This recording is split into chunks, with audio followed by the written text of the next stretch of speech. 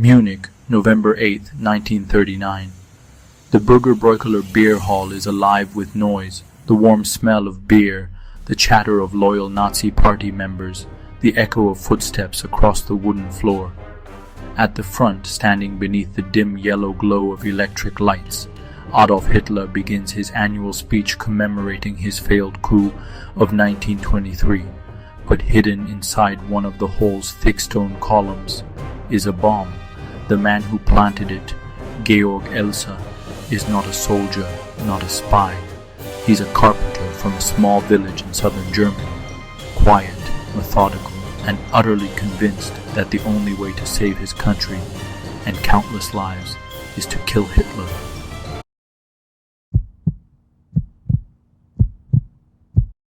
Elser had spent over a month preparing.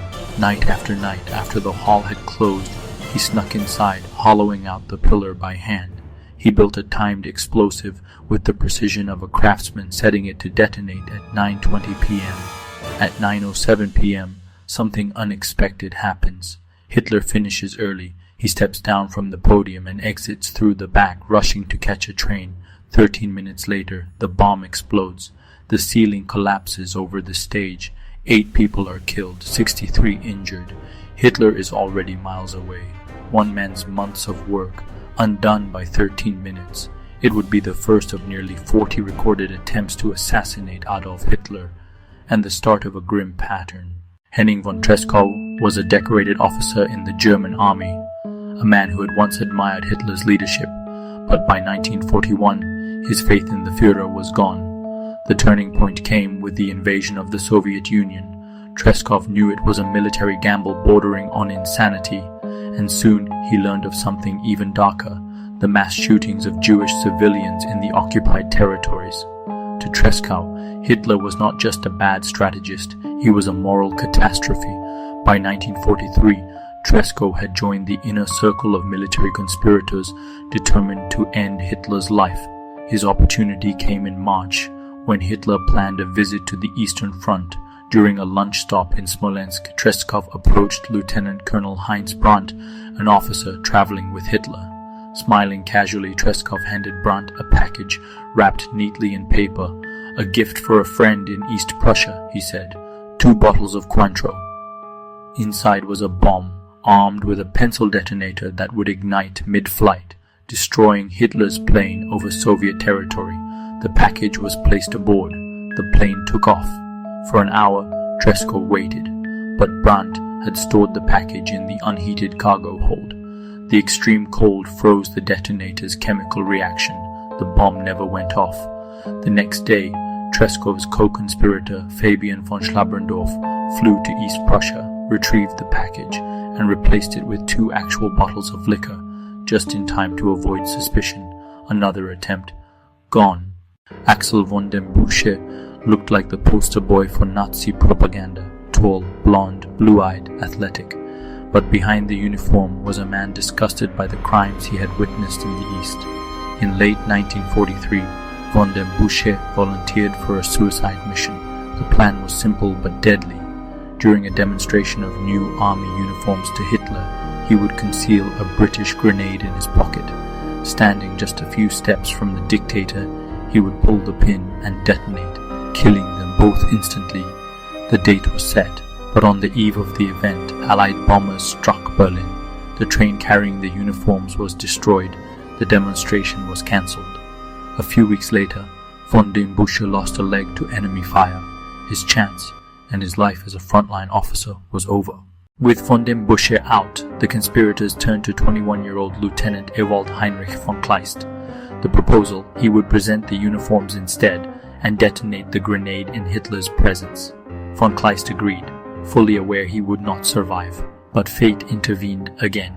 The meeting was cancelled without warning. The young lieutenant would live, but the opportunity was gone. By 1944, Colonel Claus von Stauffenberg had emerged as the central figure in the resistance.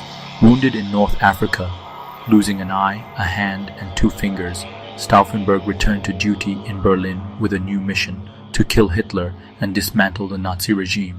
The plan was Operation Valkyrie, a coup that would be launched the moment Hitler was dead. On July 20th, Stauffenberg arrived at the wolf's lair with 2 bombs hidden in his briefcase. He intended to arm both, but was interrupted and had to settle for just one. He placed the briefcase under the conference table near Hitler and excused himself, pretending to take a phone call. Minutes later, 4 men were killed. Almost everyone in the room was wounded, but Hitler survived, shielded by the thick oak table leg. Stauffenberg, believing Hitler was dead, returned to Berlin to launch the coup, but as the truth emerged, the plan collapsed. That night, Stauffenberg and several others were executed by firing squad. The list of failed attempts stretches far beyond these famous cases. Maurice Bavot, a Swiss theology student, traveled to Germany in 1938 intending to shoot Hitler during a parade. He never got close enough. Johann Georg Elser's beer hall plot was preceded by other small-scale plans, all stopped by chance or overconfidence. Several officers in Hitler's inner circle made private assassination plans, but lost their nerve at the last moment.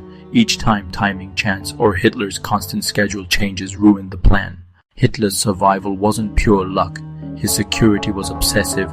Multiple rings of SS bodyguards, venues inspected for hours before his arrival, routes changed at the last minute, meetings cancelled without warning, his food tasted by trusted staff before each meal, and above all, unpredictability. Hitler often arrived hours early or left suddenly. He once said, "The only antidote is an unsteady life." That unpredictability turned every assassination attempt into a gamble, one the conspirators always lost. From Elser's hidden pillar bomb, to Tresco's frozen detonator, to Stauffenberg's briefcase in the wolf's lair, the story repeats. Nearly 40 times people risked everything to stop Adolf Hitler. Nearly 40 times he walked away alive. Had even one succeeded, would millions have been saved, or would another fanatic have taken his place? We will never know, but history remembers those who tried.